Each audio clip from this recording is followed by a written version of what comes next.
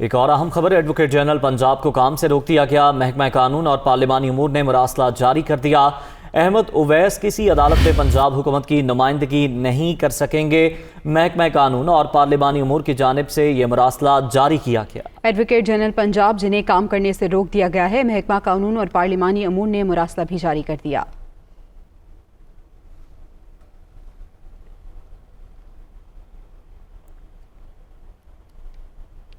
Advocate general Punjab को काम से रोक दिया गया है। महकमा कानून और पार्लिमानी उमूर ने मुरासला जारी कर दिया है। अहमद उवैस किसी अदालत में पंजाब हुकूमत की नुमाइंदगी नहीं कर सकेंगे, ये मुरासले में कहा गया है। एडवोकेट जनरल पंजाब जिन्हें काम से रोक दिया गया है और इस हवाले से मुरासला भी जारी हो गया है। महकमा कानून और पार्लिमानी उमूर ने यह मुरासला जारी किया है।